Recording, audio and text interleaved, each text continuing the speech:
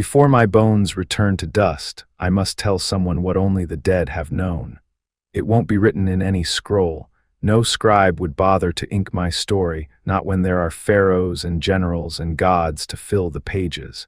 But I am still here, and you are still listening, aren't you? Come close, then. Sit by the edge of this memory with me. Let the hush of the night settle around us like linen. Don't worry, there is no great drama in this tale, no war horns or golden chariots.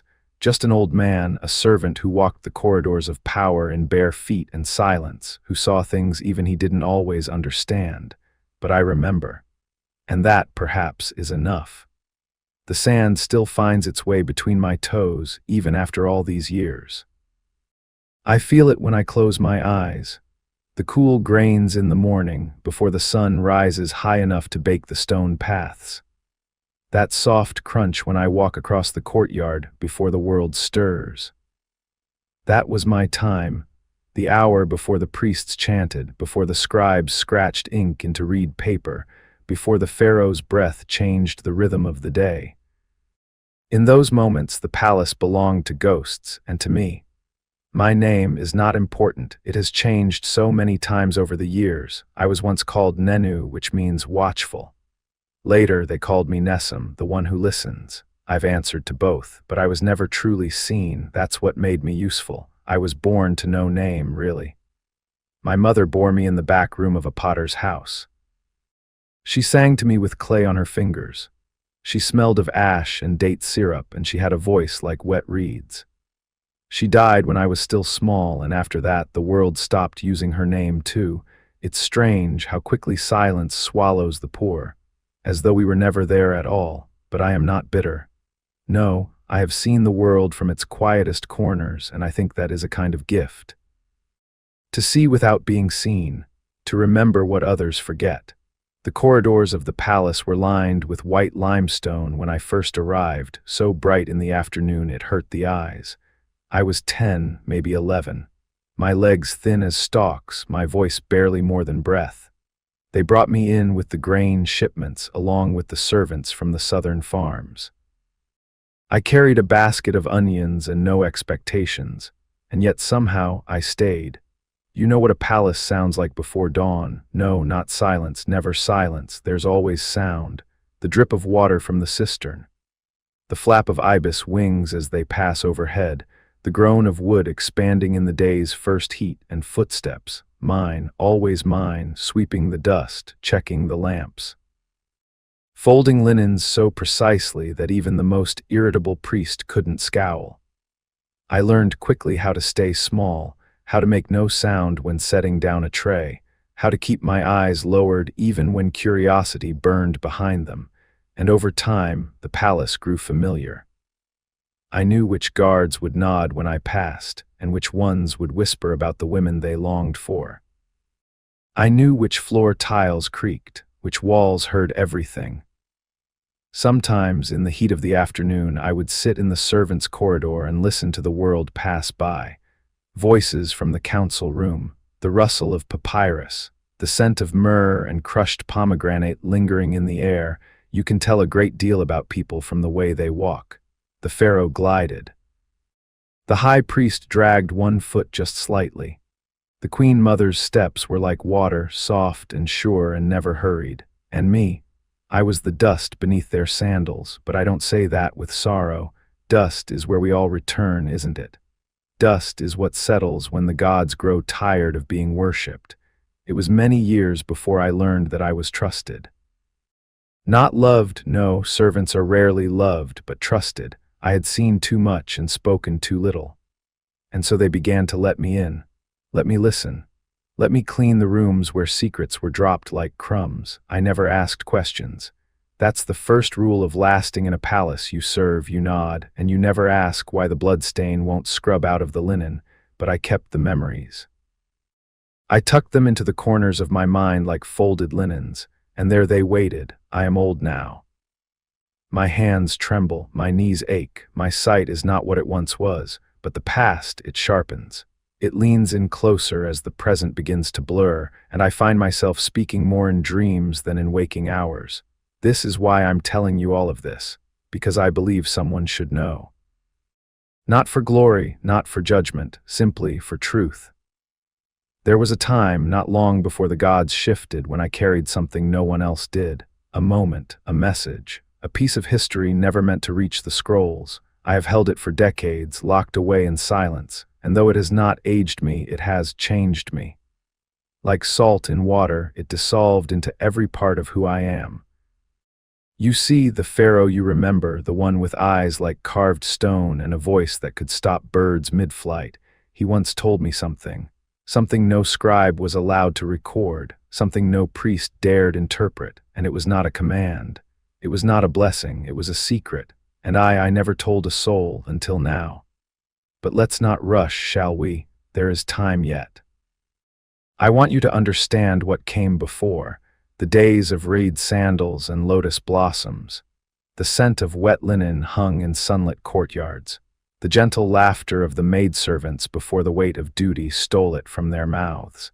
Because even if you forget my name, I hope you'll remember that we were here. We lived. We bent beneath burdens and still found ways to laugh. We obeyed and we disobeyed in the same breath. We loved quietly. We feared loudly. We existed beneath the stories that made it onto the temple walls. So if my voice finds you in the dark, stay with me a little while longer. I promise I won't be loud, I won't be dramatic, just present, as I always was. And if you wish to hear more lives history forgot, subscribe and rest. I was not born into the palace. I was born into dust and heat and the sound of my mother humming while kneading dough in a clay bowl. Our village had no name that mattered to those who carved maps. It sat low beside the Nile, half buried in reeds, half forgotten by the wider world. The river was our breath. It gave us barley and fish and the mud that held our homes together when the wind decided to test their strength. I remember that wind. It sounded like the gods sighing, and sometimes like they were laughing. My earliest memory is of lying on my back outside our doorway, watching ibis stalk the riverbank while my mother poured water over a stone to bake the flat loaves. The smell of flour and wood smoke filled the air. She sang softly as she worked, something rhythmic, ancient, probably older than her mother's bones. Her hair was tied with a piece of blue cloth that had faded into almost nothing. She smelled of crushed garlic and wild mint, and to me that was the smell of love. We did not have much, a single clay pot for grain, one low stool, a reed mat that curled at the corners, but we had each other. And in that smallness there was peace. I did not yet know that peace was something borrowed. My father was a storyteller of the old kind, the kind who didn't need an audience to perform. He would tell me tales while we wove fishing nets together, his fingers fast and sure, mine clumsy and slow. He spoke of Horus and Set, of Osiris's broken body and Isis's clever grief. He said the gods watched us not to punish, but to remember. That was his word, remember. As though we were all being stored in the breath of something divine. I didn't believe him, not really. But I loved the sound of his voice when he said those things. It made the air feel thicker, more important. Sometimes I asked if the Pharaoh was a god. He would snort and say, "The Pharaoh is a man with better sandals than us, but he still sweats, still eats, still lies." Then he'd wink. "Don't say that near the tax men." Ah yes, the tax men, they came every year, always when the river was low, when the mud cracked and the grain had been stored. Tall men in linen robes, riding donkeys that snorted at our dogs. They carried ledgers and questions and the kind of smiles that didn't reach their eyes. We would line up the village, basket after basket offered in tribute, barley, fish, dried dates. Some years we had more to give, some years less, but it was never enough. I remember the year everything changed. The sun was particularly cruel that season. The ground had turned bitter beneath our feet, and the birds no longer sang near the edge of the papyrus. My mother had grown thin. My father's cough had deepened. Still, we had prepared 2 baskets, one of barley, the other filled with old amulets and scraps of dried fish. It was all we had. When the taxmen arrived, they did not just count baskets, they counted heads. They spoke to the elders, nodding with the slow weight of someone pretending to listen. Then they pointed, first at the son of the potter, then the baker's apprentice, then me. I remember the way my mother froze, one hand still wet from washing rice. My father opened his mouth, then closed it. The elder said something about a census, about the palace needing fresh hands. That the boy had strong legs, that it was a privilege. My name was never spoken in that moment, only the boy. I didn't cry, not at first. I just looked at my mother, expecting her to say no. She didn't. She couldn't. That night, she wrapped a stone in a piece of her blue cloth and placed it in my hand. "For your pocket," she said, "so you always remember the way home." The stone was warm. It smelled faintly of dough. My father walked with me to the river road before dawn. We didn't speak much. He just pressed his hand to my back as the sky began to shift from black to that sleepy color between gray and gold. When the tax men called for us to climb into the cart, he said, "You'll be good at listening. That's a kind of power, too." And then he was gone. I was one of 7 boys taken that year. We rode with the grain carts pressed between baskets and sacks, our knees against our chests, the road jostling our bones. No one spoke. We stared ahead, blinking at the brightness. Everything looked too big: trees, buildings, even the river, as if the world had swelled to swallow us whole. It took 5 days to reach Thebes. I had never imagined a place so wide, so loud, columns like petrified giants, people with gold on their wrists and eyes lined in coal. They moved like they belonged to the sun. We were taken to a courtyard behind the kitchens. They shaved our heads, washed us in cold water, gave us linen wraps that didn't fit. We looked like ghosts, shivering and unsure. A woman with ink-stained fingers wrote our names, some wrong, some guessed, on thin shards of pottery. "You'll answer to this now," she said, and handed me mine. It said, Nenu. I never told her it wasn't my name. They assigned us to different posts. Some went to the stables, others to the grain store. I was sent to the inner corridors, to sweep, to polish, to disappear. At night, I lay on a straw mat in a room full of snoring boys and wondered if the stone in my pocket still smelled like home. It didn't, but I kept it anyway. There are moments, even now, when I dream of that last morning, of my mother's hand in my hair, of my father's silence, of the warm stone pressed into my palm. I can still feel the way the cart jerked as we rolled away, how the wheels kicked up small clouds of dust that danced in the air before falling. I sometimes wonder, why me? Was it my shoulders, my quiet nature, a birthmark I didn't know I had, or was it fate? The gods had marked me, or the scribes had mistaken me. But either way, I never saw my village again. The first time I saw the palace, I thought I'd walked into the mouth of something sacred and endless. It wasn't just the size of it, though that alone could steal the breath from your lungs.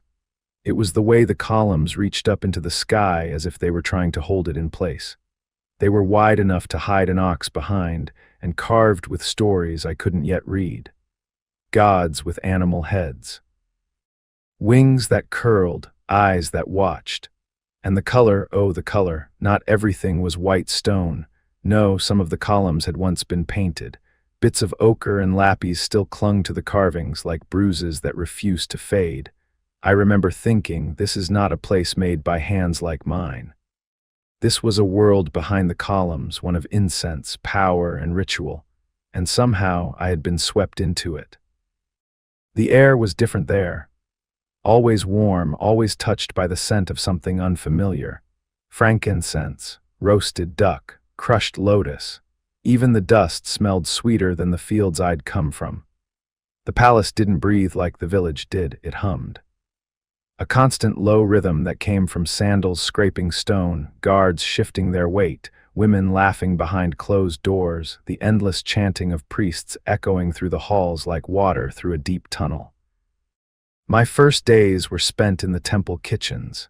Not the royal dining chambers, no, I was far too green for that. I was one of many boys given a wooden spoon and told, don't burn anything, don't drop anything, and don't ask questions.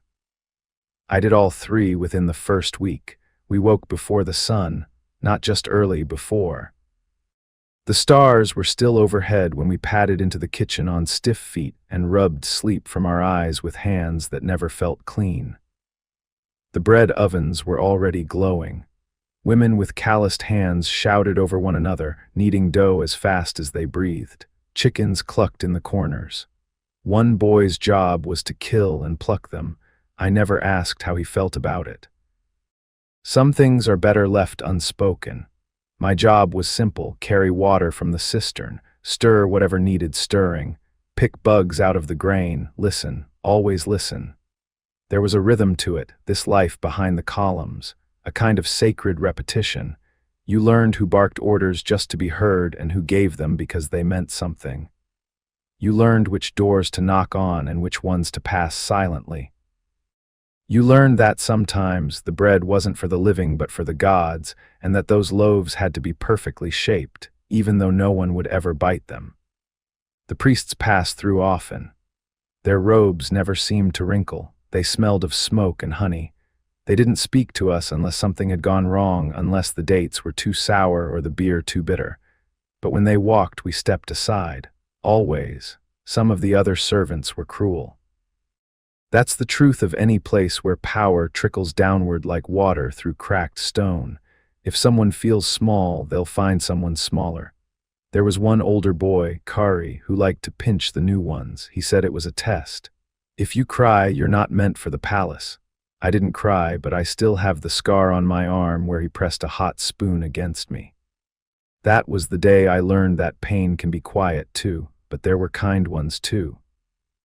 Renée, who worked in the linen rooms, gave me a roll of clean cloth when I cut my foot on a broken jug. She wrapped it tight and whispered, "Don't bleed near the temple statues. The gods notice things like that." And there was Pharaoh, an old woman with more wrinkles than bread crumbs in her apron. She'd been in the palace for decades, and she knew everyone's secrets, not because she gossiped, but because she noticed. She'd say things like, "That priest wears his belt tighter when he's hiding something." Or, "A dropped spoon in the morning means a visitor in the evening." I watched her closely.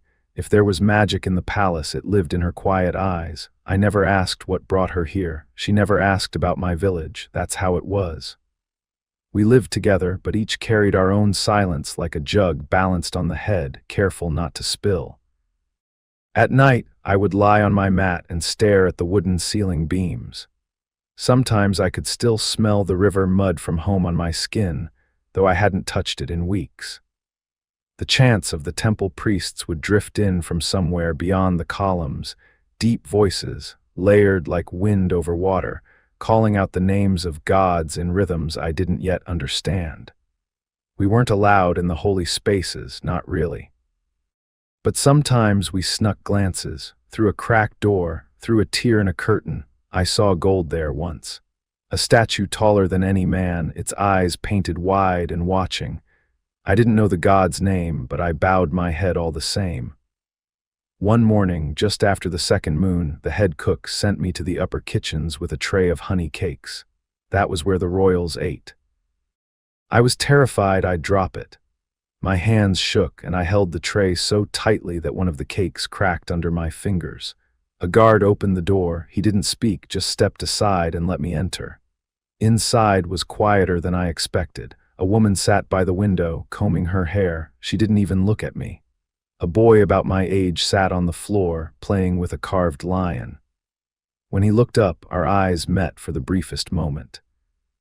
He didn't smile, just stared. Then he turned back to his toy. I set the tray down and left. Later, someone whispered to me, "You saw the prince." I didn't know what to say to that. He'd looked like a boy, nothing more, but something about his eyes stayed with me, not the color, the stillness. After that, I began noticing more, how servants from different halls rarely mixed, how certain corridors echoed too long. How some people never seemed to leave, but also never seemed to age. The palace was alive in its own way, breathing, shifting, not just a place of walls and doors, but of rules no one spoke aloud, of paths you didn't cross twice, of secrets folded like cloth and tucked into the hollows between stone. I became better at moving quietly, better at watching. I learned that every day was the same until it wasn't.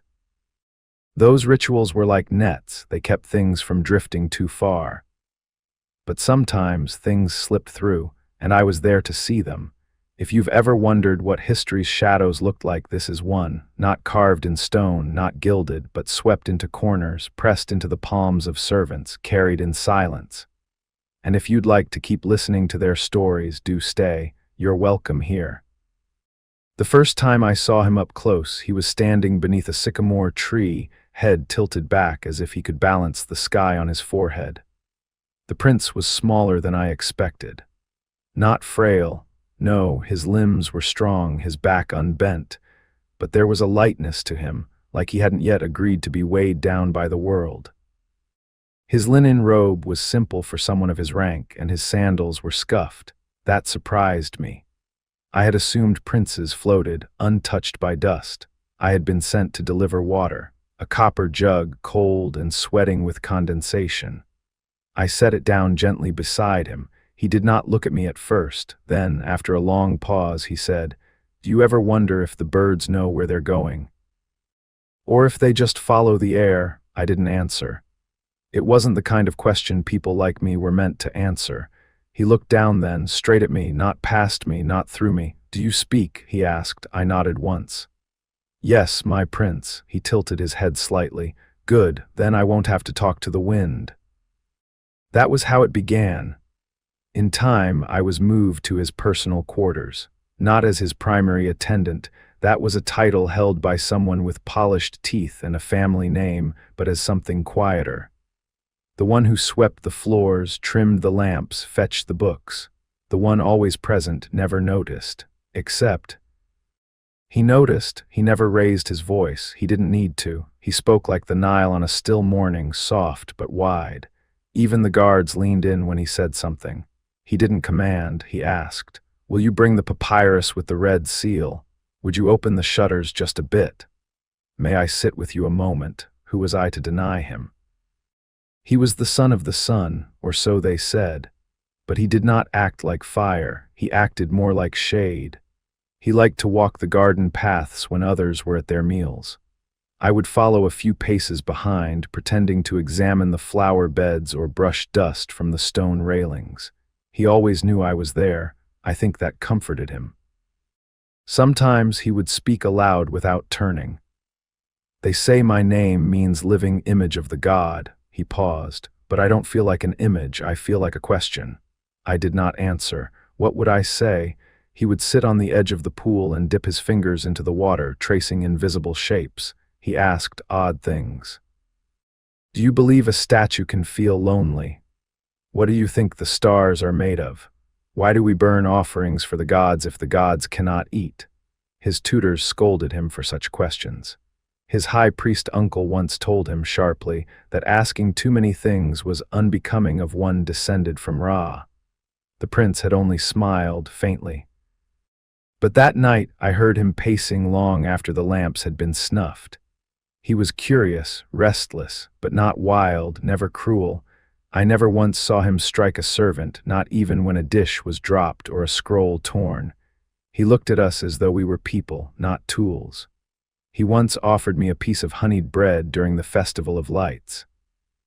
Not as a command, just held it out without speaking. I hesitated. My hands were filthy with ash. He saw me pause and broke the bread in half, placing a piece on the stone bench beside him. "No one watches here," he said. "Not even the gods." I sat. We ate, in silence, two shadows beside a garden pool. He told me once, "I do not think I will be a great pharaoh, not in the way the generals hope, not in the way the priests expect, but I will be something." Then he looked up. "I just hope it won't destroy me to become it." There were moments, only small ones, when I saw the weight behind his eyes, when his smile flickered, when his shoulders slumped just a bit, like a statue settling into its pedestal too early. I kept his secrets, though I was never told them outright, the way he flinched when the war songs were sung. The way he lingered too long in the Hall of Records, staring at old maps and half-erased names. The way he watched the moon rise as if expecting it to fall. He had dreams. Strange ones. He told me once, in my dreams, the gods are silent, not angry, just absent. I didn't know what to say to that, so I said, perhaps they are listening. He looked at me for a long time, then he said, I hope they hear something worth remembering. Sometimes I would catch him drawing in the sand with a stick, shapes, lines, not hieroglyphs. Not words, just thoughts. He would smooth them away before anyone else could see. He trusted me, I think, not because I was wise, but because I stayed, because I didn't ask him to be anything. One night, when thunder grumbled far beyond the western hills, he asked me to sit with him in the antechamber, just us, a single lamp between us.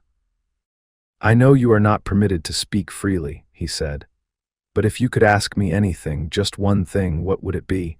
I was quiet for a long while, then I asked, do you ever wish you'd been born somewhere else? He didn't answer right away. The lamp sputtered. Finally, he said, if I were not born a son of the sun, I would still want to know why the stars do not answer. He said it like a prayer, or maybe a confession. I remember that. I remember it more clearly than I remember my own face. We sat there, the two of us, surrounded by columns too tall to climb and expectations too heavy to name. And in that moment, it felt as though history had paused, just long enough for us to breathe. There are two kinds of silence in a palace. The first is the silence of reverence, of priests bowing before golden altars, of servants gliding across polished floors without a sound. It's the kind of silence the gods are said to love, the kind that comes with ritual and rhythm, with incense smoke curling like slow breath through the air. The second is different. It's the silence just before something shatters, the kind that hums low in the bones, that thickens the air like storm clouds pressing on the back of your neck. The kind of silence that has nothing to do with reverence and everything to do with fear. That silence crept in slowly. At first it was little things, a broken cup not swept away. A papyrus scroll moved from its shelf and returned out of order. Servants whispering a little more softly. A priest lingering a little longer near the prince's quarters, fingers steepled, eyes half-lidded like a crocodile sunning itself on the riverbank. The old Pharaoh was dying. Everyone knew it, though no one said it aloud. That's how things worked in the palace. Truth was never spoken plainly, only hinted at with metaphors and rearranged schedules. The sun is dimming, they said, or the raid bends lower each morning. I saw him once toward the end, carried past me on a low platform, draped in gold and linen. He looked small beneath the layers, not just in body, but in presence. The man who once filled rooms with a single glance now barely moved his lips. Behind him trailed the high priests. Their robes were heavier than usual, their mouths thinner. I remember thinking they've already begun choosing a new god to stand beside, and they had. The prince walked differently after that, not with arrogance. He was never that kind of boy, but with weight. Like he was already wearing the crown in his mind, already feeling its cold rim pressing against his skull. But even as the world prepared to worship him, others were preparing to stop him. The priests had never liked his questions. They tolerated them when he was young, curiosity, they said, a harmless trait. But now they saw danger. A prince who asked why statues couldn't speak, who wondered aloud whether a god needed temples, who said softly but clearly that belief without kindness meant nothing. I was there, quiet as ever, when the whispers began. I cleaned rooms no one noticed, dusted scroll shelves after the scribes had left, refreshed the ink pots when the night was thick with plotting, and I listened. That is what I was best at, after all. One evening, I passed a storeroom door left slightly ajar. Inside, two priests argued in low tones. His mother's blood makes him dangerous, one said. There are old lines we swore to protect. Then you protect them, the other hissed, but do not let him rewrite the sky. I moved on, but slower. In the linen chamber, a servant girl I knew only as Setapi brushed past me with hurried steps. She carried a rush basket meant for laundry, but it did not sag like cloth. It was too stiff. Later, I saw that same basket smoldering in the ash pit near the kitchens, with papyrus ends curling into black. Sometimes the prince would grow silent too. He no longer asked his questions aloud. He studied alone. He wrote more. I once caught a glimpse of a page on his desk, not hieroglyphs, but something else. A language I didn't recognize, or perhaps no language at all. Just symbols, circles, broken lines, eyes with no pupils. I asked nothing. I cleaned the edges of the table, bowed, and left. One morning, the palace awoke to a new sound chanting, not the usual soft prayers of dawn, but something heavier. A low, rising hum that echoed through the stone halls. The priests had gathered in the western chamber, dozens of them, wrapped in the darkest linen. They spoke of omens, of disorder, of a world slipping. The prince did not join them. He sat in the gardens instead, beneath the same sycamore tree where I had first seen him. His face was calm, too calm. I brought him water as always. He looked at me, and I remember his voice when he said, "There is a storm coming, not wind, not rain, but truth." I didn't know what to say. I never did. He smiled faintly. "Don't worry, the gods may be quiet, but they are not gone." I left him there, the cup untouched beside him. That night I was summoned to the scribe's chamber. An older man, Piku, asked me to light the lamps while he sorted through a collection of scrolls. He was muttering to himself, annoyed, as if something had been lost. "Too much ink wasted on dreams," he grumbled. "Not enough on laws." He picked up one scroll and read a few lines aloud. I couldn't understand it all, but I caught fragments. "The sun rises in men, not heavens. A single truth can drown a temple." He paused, then sighed. "This should not exist." He handed it to me. "Burn it." I did as he asked, but I remember the weight of it in my hands. Light, and yet heavy with something I didn't have a name for. That was the moment the secret began to form, not as a sentence, not even as an idea, but as a feeling. A shadow that stretched through the halls, that slithered beneath curtains and behind tapestries. Something that didn't belong on the walls, something that couldn't be etched in stone. The prince had seen something, or believed something, that terrified the ones meant to guide him. And they were beginning to act. I heard more in the days that followed. A priest telling a courtier that lineage is not enough. A scribe whispering that correction must come before coronation. And then silence again. But now I knew it was the second kind. I kept my head low. I made no sound, but I watched, and I remembered. Because there are moments when history pivots, not loudly, not with trumpets, but quietly with a turn of a scroll, a burned note, a soft conversation overheard by a boy meant to be invisible. If you're still awake, I wonder, what would you do if the truth could unmake a kingdom? Leave a thought in the dark, just one. It's not the crown that carries the danger. It's what we're not allowed to ask about it.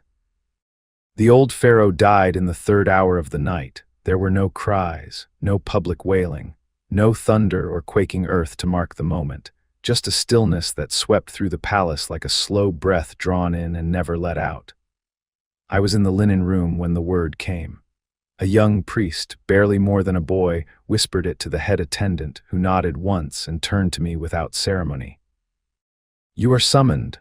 Nothing more. I followed him through the back corridors I knew better than my own skin, past rooms thick with silence, past doorways no longer guarded. The air was heavy, perfumed, though no incense had been lit, a kind of unnatural weight. Even the stones seemed to hold their breath. We entered the chamber of the dead, though it had not yet earned its name. The old Pharaoh lay on the ceremonial slab, his limbs pale beneath a thin veil of linen. His eyes had been closed, but not tightly. His mouth was slack, open just enough to make him seem unfinished.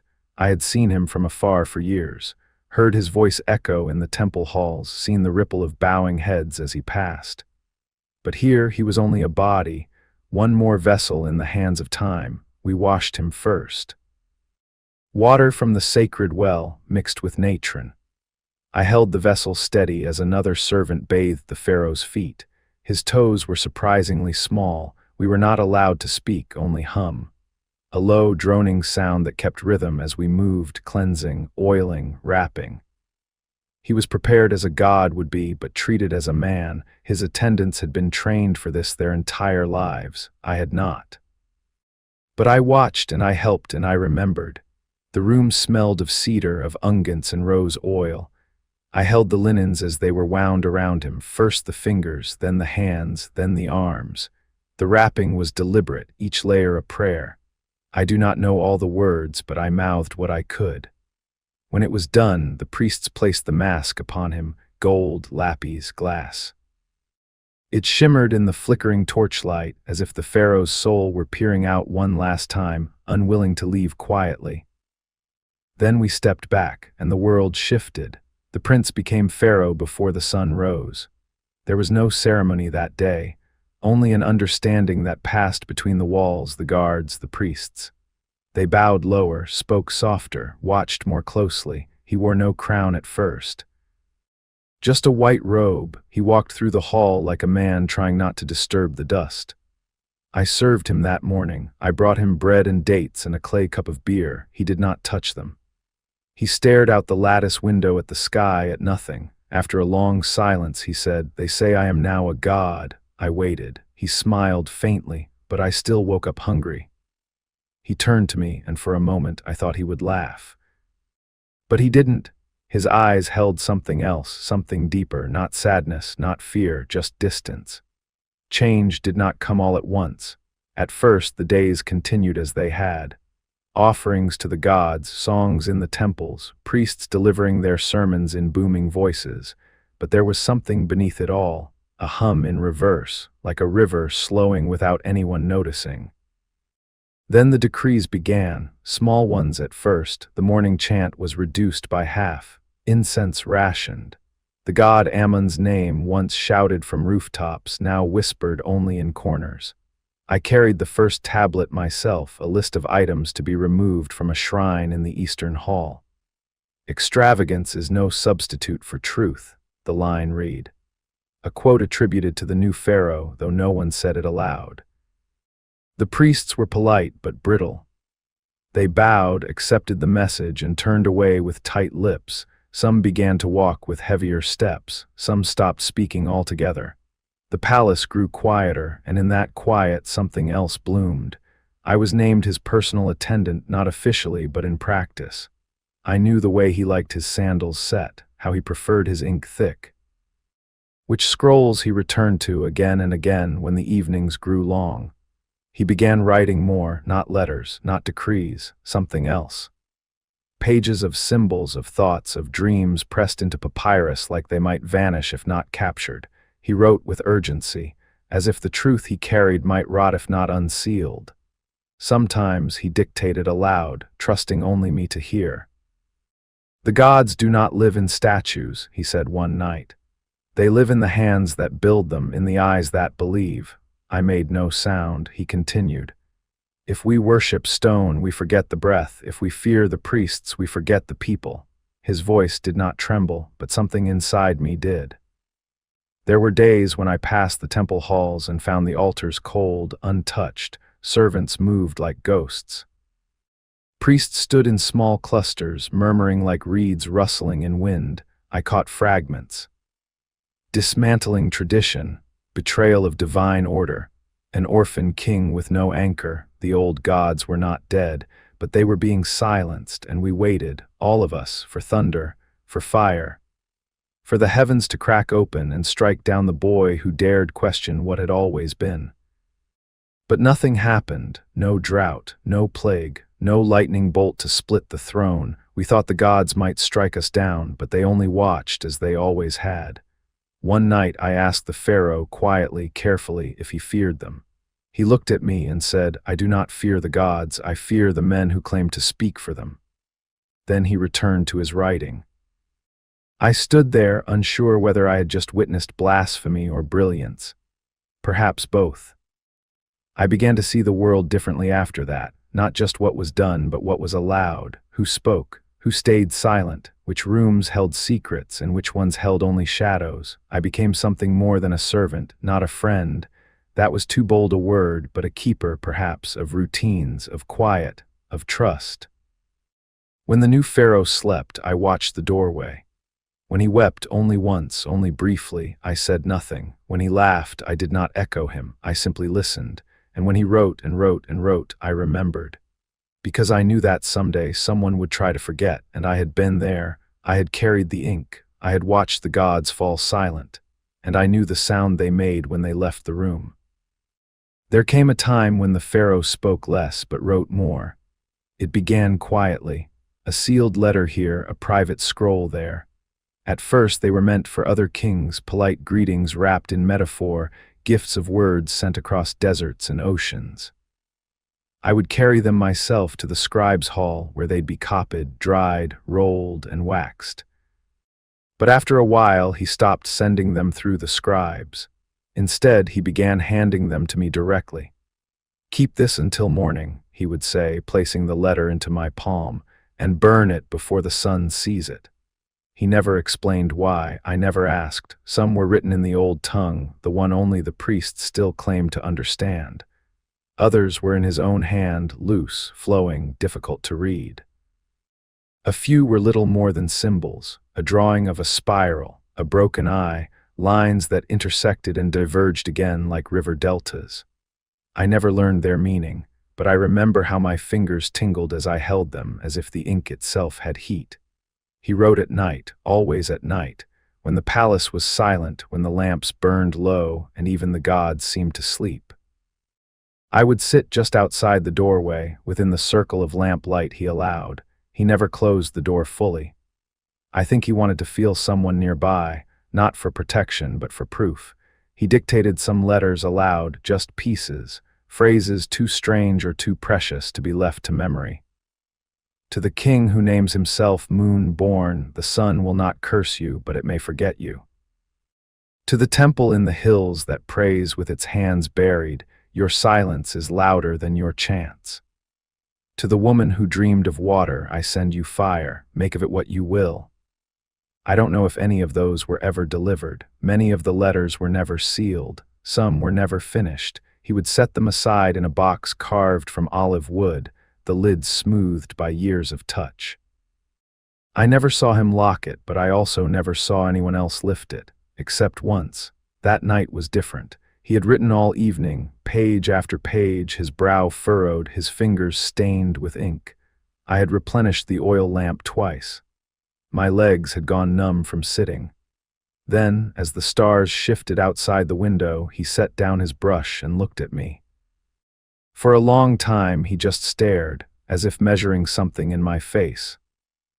"I want you to listen," he said softly, "and I want you to remember." I nodded. He unfolded a single sheet. It wasn't like the others, older, thicker, edges charred as if it had been rescued from fire. He read, "To the one who comes after, or the one who never came at all. I write this not to warn, but to unburden. There is a truth I have seen that no shrine will honor, a shape I've glimpsed not in stars, but in silence. It spoke to me, not in words, but in absence. And I understood then, the gods are not above us. They are what remains when belief is emptied of form. I do not fear them. I fear what they hide behind their names. I have built temples of question where once there were answers. I leave you not prophecy, only permission." Then he stopped. He folded the letter slowly twice, then placed it in my hands. "Do not give this to the scribes," he said. "Do not burn it. Do not speak of it." I looked down at the folded papyrus. It felt warm, though the ink was dry. What should I do with it? I asked. He turned away, already reaching for another scroll.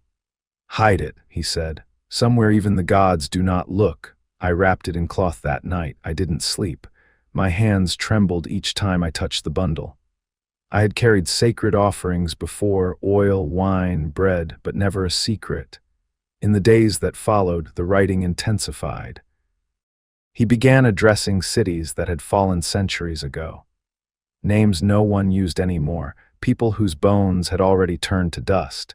He wrote to the desert, to the stars, to the river. He once wrote a letter to his own reflection. I remember the words, "You who mimic me without belief, what truth have you stolen from my face?" I hid that one too. By then, the priests had begun watching me. They knew I spent long hours near him. They knew I carried parchment and ink pots and fire. They never said anything outright, but I saw the way they tilted their heads when I passed, like jackals sniffing the wind. Once I found my chamber disturbed, nothing missing, just rearranged. A pillow was flipped, a mat shifted slightly, enough to unsettle, not enough to accuse. I began sleeping with the letters close to my chest, not all of them, just the ones that mattered. There was one I never read. He had sealed it himself with wax stamped by the back of his ring. He handed it to me on a morning when the sky was too quiet, the air too still. "This is not for them," he said. "This is for after." "After what?" I asked. He did not answer. That letter, I still remember its weight, not heavy, but meaningful, like the final breath before a confession. He never spoke of it again, but I kept it. And when the time came, I hid it deep in the hollow behind the fourth pillar of the eastern corridor, wrapped in waxed linen, placed inside a small clay jar no different from 100 others. No one would find it unless they were looking for more than history. Unless they were ready to hear not what was written, but what was meant. Even now, I sometimes wonder what that letter says. I could have opened it. I had the chance, but I didn't, because some truths are not for the eye, they're for the hand that keeps them, and that was my role. I was the keeper of his letters. The last person to hold the thoughts of a pharaoh who spoke more to silence than to thrones, who believed that writing to forgotten things was a form of memory, who trusted a servant with something no priest ever dared to see. If you're still with me, you're closer than anyone has ever been to knowing. Leave a word if you can, or just breathe with me a little longer. That year, the sky stopped smiling. It didn't happen all at once. There was no great omen, no flash of divine anger splitting the clouds. It began with a slow, almost lazy retreat of the rains. A few weeks late, then a month, then not at all. The river shrank like a thread pulled too tight. What should have risen into rich black silt crusted instead into a brittle skin. The Nile looked tired, ashamed even. The fields gave little. The markets less, bread thinned, beer soured. The women who sold figs began slicing them thinner, laying them out on cracked trays with prayers tucked beneath the leaves. We waited. Surely the gods would relent, but the sky remained clear, too clear, relentlessly blue, day after day, as if it had forgotten how to weep. The wind changed. Even the birds began to leave, and then people began to talk. Not quietly, not in the way people mutter to themselves after bad harvests. This was sharper. The priests spoke of offense, of punishment, of order reversed. They dug out old rituals long unused, scraped mold from ceremonial bowls, called forth the dancers and singers to perform rites they barely remembered. But the rain did not come. The Pharaoh, our Pharaoh, remained calm. He did not perform the rituals. He did not dress in gold and beg the gods for favor. Instead, he gathered the remaining grain from the palace stores and had it distributed to the outer towns. He ordered a pause on all temple expansion. He dismissed 2 overseers caught hoarding lentils. He walked among the people, plain-robed, speaking softly. The priests hated him for it. "This is not how a god behaves," I heard one hiss in the Hall of Offerings.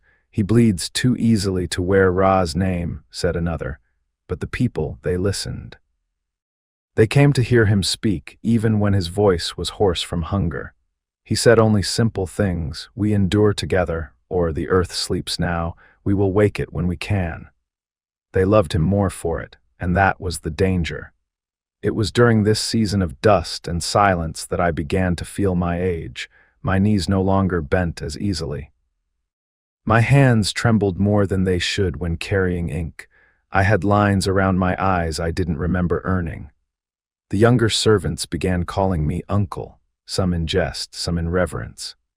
One evening, while the oil lamps burned low, a servant named Hesse, barely 20, all elbows and nerves, pulled me aside. "You should go," he whispered. I blinked. "Go where?" "Anywhere not here." He glanced over his shoulder. The priests are circling, they won't touch him yet, but they will reach for the ones near him. You're too close. I smiled, tired. I've always been close, he frowned. They say you know things. They're not wrong. Then hide them or leave them behind. I put a hand on his shoulder, gently.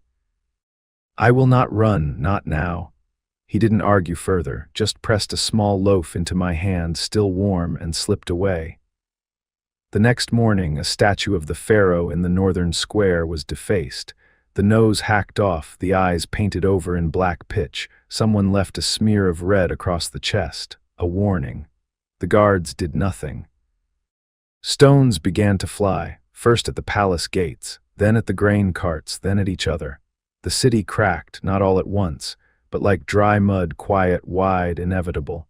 Still, he remained calm. He did not retreat. He did not rage. He simply continued writing, more letters, more thoughts. He stopped sealing them.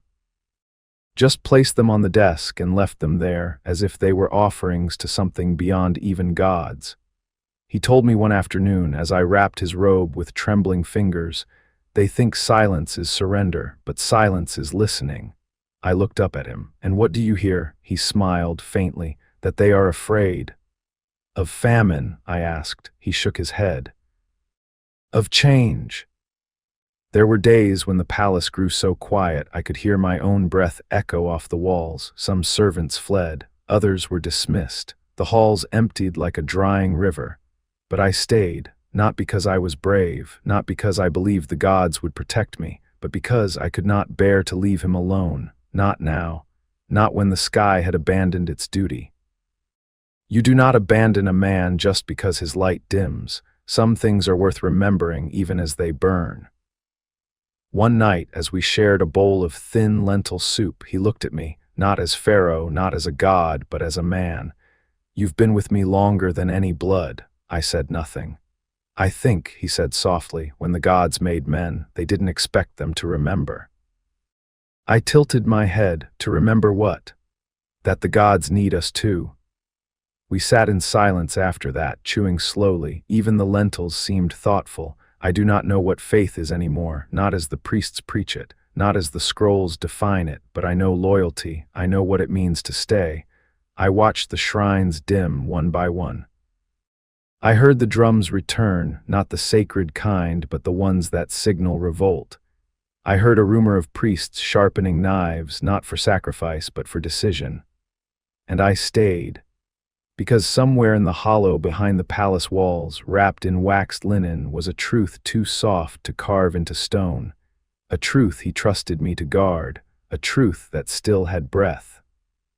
He slept more often now, ate less, spoke in fragments, but when he looked at me, the fire in his eyes had not died, just narrowed, focused. The famine stretched on, and I did not flee, not because I thought we would win, but because stories need someone to carry them, and I had carried so many already. This one I would carry to the end. He died quietly, as all the loudest souls often do. There was no final proclamation, no golden mask, no divine lightning in the sky, just a long, shallow breath that did not return. I found him in the morning, sitting upright in the corner of his chamber, half covered in a robe he had tried to wrap himself in during the night. His ink brush was still in his hand. A small streak of black trailed from his fingers across the stone floor. He hadn't cried out, hadn't summoned anyone. The lamp beside him had burned down to nothing but a curl of ash. Some say it was illness, that the famine had worn him too thin, that his body, already starved by sleeplessness and silence, simply gave in. Others whispered of poison, a priest with steady hands, a steward with divided loyalties, an herb folded into honey, bitter enough to end divinity. I never asked, I never searched for signs. What mattered to me was that he was gone, and the words he had left behind, words that had never been meant for temple walls or royal decrees, were still there, scattered across his desk like fallen feathers. I closed the door behind me before the others could arrive. I lit one final lamp, the one we always used on festival nights, and sat beside him. I touched his hand, still warm. I'm sorry, I whispered, that it had to end like this, that they'll never see what I saw. I washed his body myself, not because it was my duty, but because no one else knew how he liked the linen folded, how he preferred his shoulders tucked tight like the corners of his thoughts. I hummed the same low song we had once shared while preparing the old Pharaoh, but it sounded different this time, not sacred, just soft. And then I placed the scroll in his shroud. Not just any scroll, the one he had written and rewritten in fragments over years.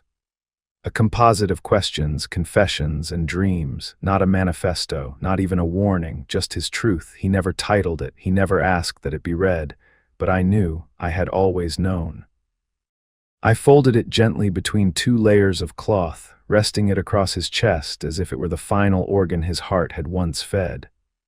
No priest saw, no scribe would find it. It would burn or rot with his body, depending on how they buried him. But that was the point. Some truths must return to the earth.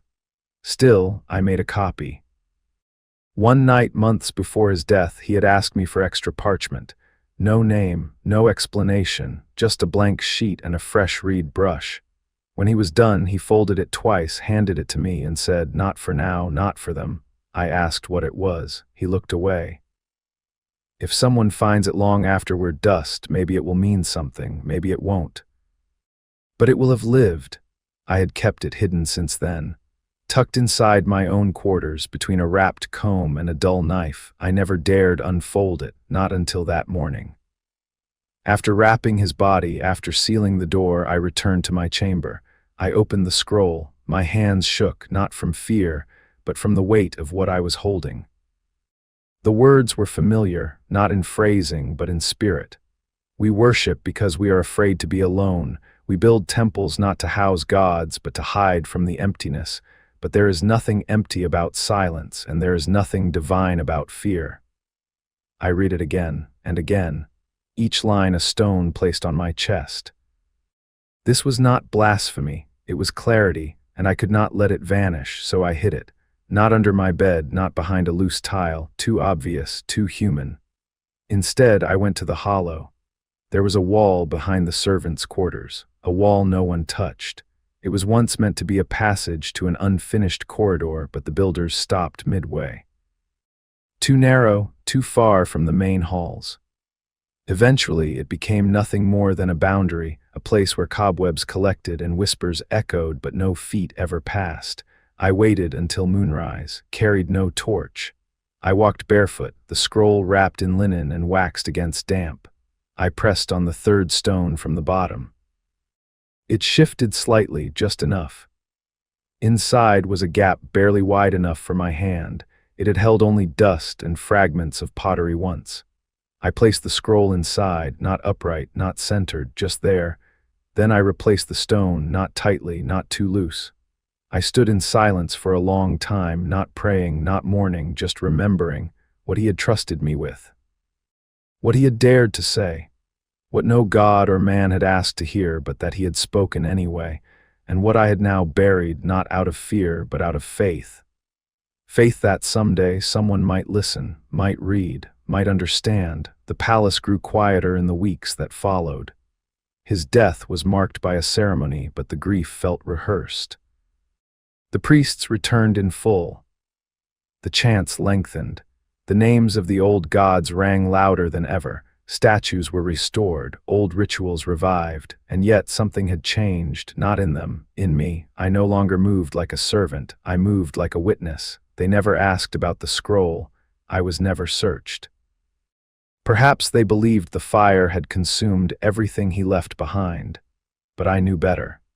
And now, so do you. You're the first person I've told. No temple records this. No monument bears his name, but you have heard it. You have carried it, even if only in your breath. If this story rests with you now, then perhaps it lived for a reason. The night I left the palace, no one stopped me. There were no guards at the gate, at least none who looked my way. No shouted orders, no suspicious questions. Just the hush of sandals on cool stone and the low sound of frogs waking near the gardens. The moon was high, pale, and bloated, like it had stayed up too late watching the world rot from the inside.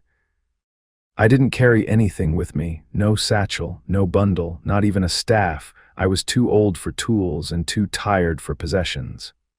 What I carried in silence.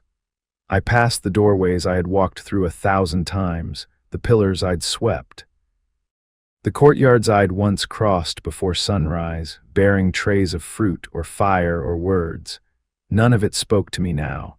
The palace felt empty, not of people, but of weight, as if its bones remained, but the soul had long since stepped outside to look at the stars. They had buried him weeks before. A ceremony with drums and banners, and incense so thick it made even the gods blink. The new high priests had said the proper words, written the proper names, carved the proper titles into fresh stone. He had no wife, no child, no successor to carry his face forward into history. Just me. Just a servant with too many years behind him and too many secrets folded between them. They let me stay a while longer, out of habit maybe, or pity, or oversight. I performed a few tasks, cleaning, fetching, mending. But the days moved around me like I was already part of the dust. And then, one night, I stopped waiting for permission. I stepped into the outer corridor, turned left at the garden pool, and walked straight out into the silence. I did not look back. The city had changed. The air was heavier, more anxious. The market stalls were fewer. The bread was thinner, but people still moved with purpose, still gossiped, still sang. Life persisted, even as memory faded. No one recognized me, and why would they? I was only ever a shadow. I walked until the palace was a dim shape behind me, and the river shimmered ahead like a silver ribbon laid across the earth. The Nile. It hadn't rained in weeks, yet the river still flowed, tired perhaps, but steady, just like I had once been. I sat on the bank, knees folded, sandals set beside me. The mud clung to my toes. The reeds whispered things no one would ever translate, and I thought of the faces I had known. My mother, who sang while baking bread on sun-heated stones. My father, who told stories with a voice like worn leather. The boy prince beneath the sycamore, asking the stars questions they would never answer. The old Pharaoh, thin as a shadow in the torchlight. The priests who had smiled with teeth too white to be kind. The scribes who bent over ink and missed the world entirely. The servants who disappeared one by one, folded into silence. I thought of the girl named Renée who gave me clothes when I bled. Of Neferu, who read omens in the wrinkles of linen and never once got one wrong. Of Hesse, who had pressed a small loaf into my hand and told me to run. I hadn't run. I had stayed, for better or worse. I do not know if that makes me foolish or faithful. The breeze tugged gently at the hem of my robe. I let my fingers sink into the mud, feeling the pulse of the river beneath my nails. It felt like breath, like something still alive. I did not pray, I had forgotten how, but I did wonder. I wondered what became of the scroll in the wall, whether the stone still held firm, whether the clay jar had cracked.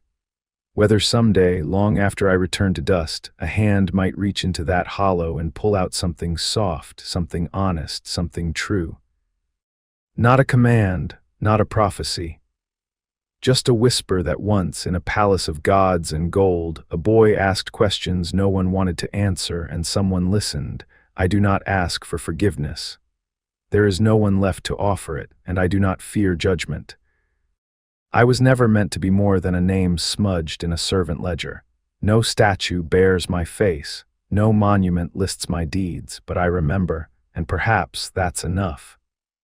They say history is written by the powerful, by those who wield chisels and armies and ink, but I have always believed that there are other histories. Quieter ones, the kind passed from hand to hand, gaze to gaze, the kind kept in boxes, in hollows, in the space between yes and no. The kind that survives not because it was loud, but because someone chose not to forget. I was not a scribe, but I remember.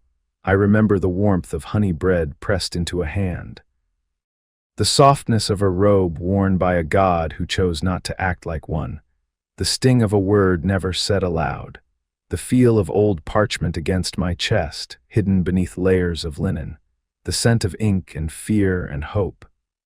I remember sitting beside him as he wrote, while the world outside cracked from hunger and disbelief. I remember the fire that never came, the storm that never broke, and the stillness that followed, and now I remember this river, this breeze, this moment. There is no one here to watch me, no one left to command me, no name to call or title to protect, just the mud, the water, the night, and me, the servant who walked away. The candle is low now. It trembles more than it burns. Its light stretches long shadows over the walls, shadows shaped like old hands, stooped shoulders, a rope coiled in the corner of memory. I have written much, more than I thought I had the strength to. But there is still this last part. The part no one asked me to write. I do not know your name. I do not know where you sit or lie as you listen. Perhaps you are far from my village. Perhaps you live in a world that forgot men like me ever existed. Perhaps you have never held a blade or felt the weight of a life in your grip, but I am writing to you. Because the others, the priests, the judges, the barons, the kings, they already had my silence, my obedience, my hands. You have only my voice. That is what remains. I won't ask for your forgiveness. I have lived too long with the echoes of what I've done to believe it is owed to me. And truthfully, I no longer think forgiveness is something we are owed at all.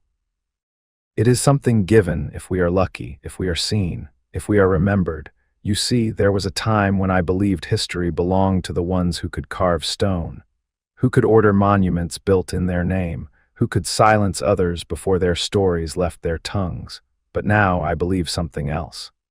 I believe history lives in the breath between two people, one who speaks and one who listens. If you've stayed this long, perhaps you're the second. And I have always been the first. When the Pharaoh died, I was the only one who still knew how to wrap his limbs just so. Who remembered how he liked the folds drawn across his chest, not too tight, not too formal. When he died, I sealed the last piece of him away. I sealed it not in stone, not in fire, but in silence. And I have carried that silence like a candle cupped in both hands. I never let the wind take it. Not when they burned his writings. Not when they sang his name with voices that did not believe in it. Not when the new priests rewrote his story until even the stars would have sworn he had never asked a question in his life. I kept one truth, one scroll, hidden in a place no god would bother to look. It was not written in gold. It was not blessed by the temples. It was not sealed with royal wax. It was just a piece of him, the truest part, the part that wondered if the sky had ears. I never read it again, not because I couldn't, but because I didn't need to. I remembered, and now, so will you. You may not know the names I've spoken. You may forget the titles, the rituals, the rivers, but I hope you'll remember the silence between them. The soft, pulsing silence where truth tries to live. I am dying. There is no softness in the word, but there is peace. My bones ache like old wood. My eyes dim like oil lamps left too long in the wind. But my mind still holds the echo of sandal steps, of reed pens scratching, of the hush that followed his last breath.